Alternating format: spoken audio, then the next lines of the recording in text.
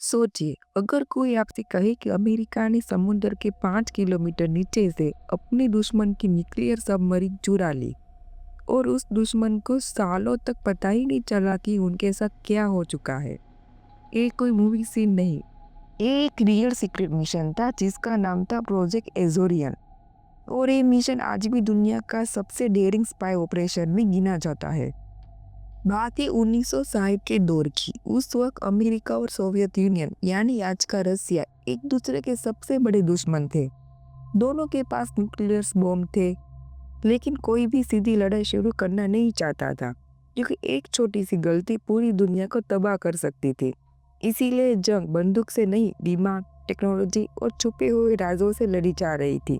इसी खामोश लेकिन खतरनाक जंग को कहते हैं कोल्ड वॉर। इस मिशन के पीछे कोई आर्मी नहीं थी, कोई सोल्जर नहीं था। ये काम कर रही थी अमेरिका की सबसे सीक्रेट एजेंसी। इस एजेंसी का नाम था CIA यानी central intelligence agency.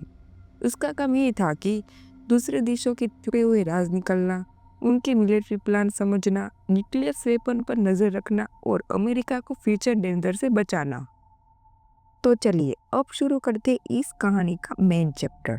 Soviet union की एक सबमरीन थी K-129। ये सबमरीन महीनों तक समुद्र के अंदर छुपी रही थी, बिना दिखे दिए पेट्रोल करती और ऑर्डर मिलते ही न्यूक्लियर मिसाइल लॉन्च कर सकती थी। एक थी एक मूविंग न्यूक्लियर वेपन। K-129 एक डीजल इलेक्ट्रिक सबमरीन थी।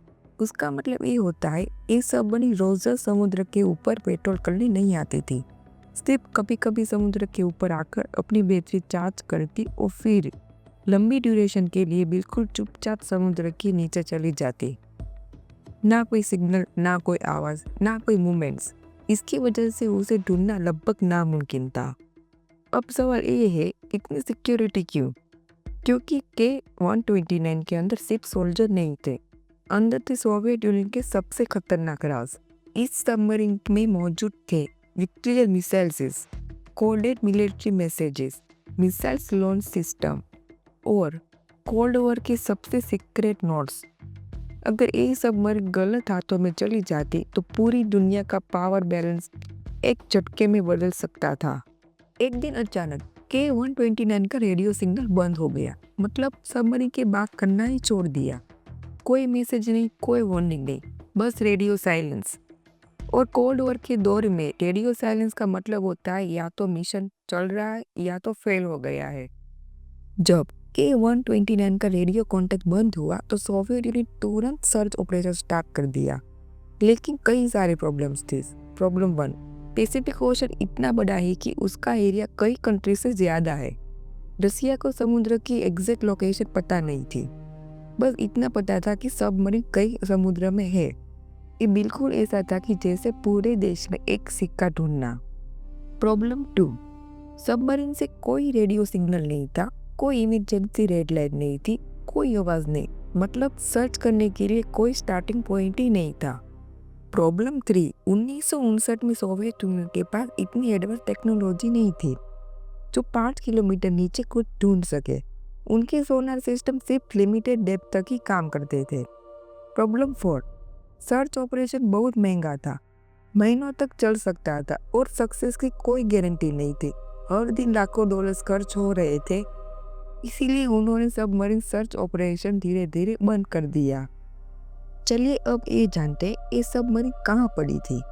K-129 सबमरीन पैसिफिक ओशन के बीचों बीच हवाई से लगभग 2600 किलोमीटर दूर और समुद्र के 5 किलोमीटर नीचे पड़ी हुई थी।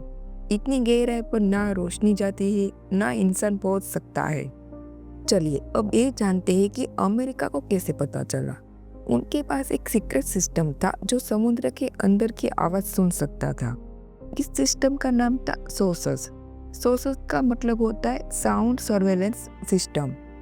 चलिए अब ये समझते हैं कि ये सिस्टम काम कैसे करता है। समुद्र के नीचे अमेरिका ने हजारों माइक्रोफोन्स बिछा रखे हैं।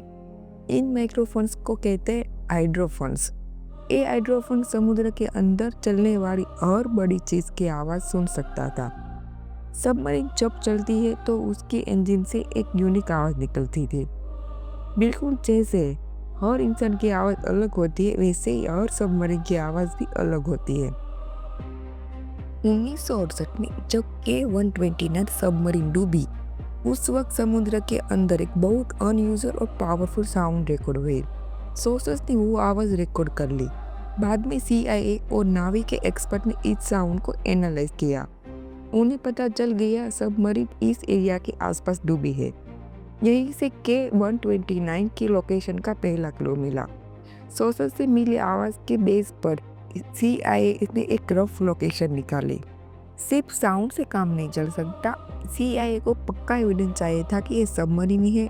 इसीलिए CIA ने भेजी एक स्पेशल स्पाई सबमरीन। उसका नाम था USS हेलीबर्ट। ये सबमरीन के पास डीप सी कैमरास थे जो इतनी गहराई में फोटोज ले सकती थी। अंधेरे समुद्र में पहली बार K-129 की तस्वीरें ली गई। फोटोज क्लियर थी, मिसाइल्स दिख रही थी।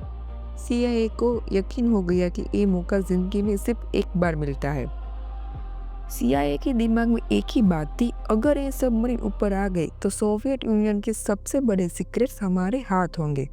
यहीं से शुरू हुआ प्रोजेक्ट एजोरियन। लेकिन एक प्रॉब्लम थी, अगर अमेरिका सीधा इतना बड़ा ऑपरेशन करता तो सोवियत यूनियन को तुरंत शक हो जाता।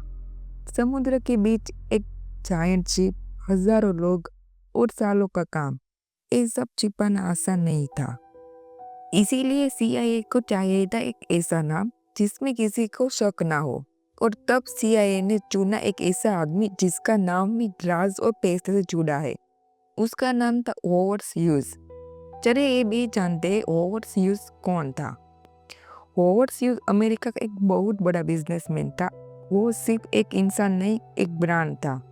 होवर्ड ह्यूज के कई सारे काम थे, जैसे कि एयरक्राफ्ट बनाता था, प्लेन्स को उड़ाता था, ऑयल्स और माइनिंग बिजनेस में था, हॉलीवुड फिल्म्स प्रोड्यूस करता था और मिलिट्री प्रोजेक्ट में भी इन्वॉल्व था। मतलब टेक्नोलॉजी, मनी और सीक्रेसी सब उसके नाम से जुड़े थे। चलिए अब ये समझते CIA ने होवर्ड ह्यूज का नाम क्यों चुना। इसीलिए क्योंकि वो रियल में माइनिंग प्रोजेक्ट्स करता था, वो गवर्नमेंट के साथ काम करता था, जो ज़्यादा पब्लिक में नहीं आता था और उसके प्रोजेक्ट हमेशा सीक्रेट होते थे।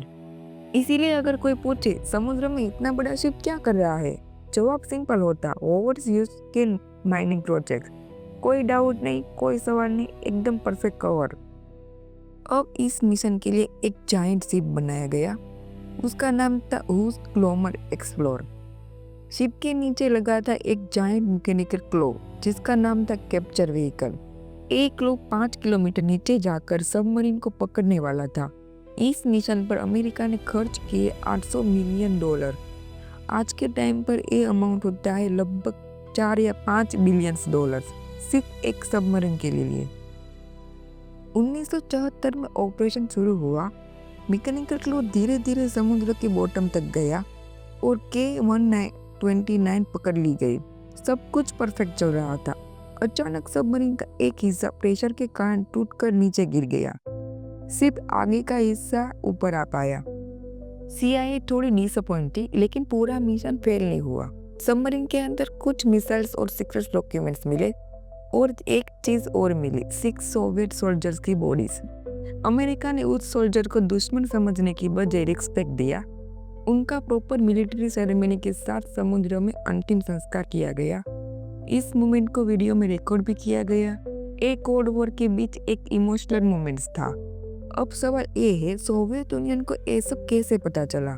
काफी सालों तक उन्हें कुछ भी आइडिया नहीं था, लेकिन एक दिन अमेरिकन मीडिया में ये सीक्रेट लीक हो गया। तब दुनिया को पता चला कि अमेरिका ने समुद्र के नीचे से सोवियत सबमरीन निकालने की कोशिश की थी। अमेरिका ने ऑफिशियली कुछ भी एक्सेप्ट नहीं किया और सिर्फ एक लाइन बोली, हम ना तो कंफर्म कर सकते ना ही डिनाई। यही लाइन बाद भी हिस्ट्री में फेमस हो गई। आज भी प्रोजेक्ट एजोरियन के कई सीक्रेट छुपे हुए हैं। सोचिए, अगर ये मिशन पूरी तरह सक्सेसफुल हो जाता तो दुनिया आज कैसी होती। अगर आपको ऐसी रियल सीक्रेट स्टोरी पसंद है तो वीडियो को लाइक करें और चैनल को सब्सक्राइब करना मत भूलिए। मिलते हैं नेक्स्ट वीडियो में एक और शॉकिंग सच के साथ। Thank you.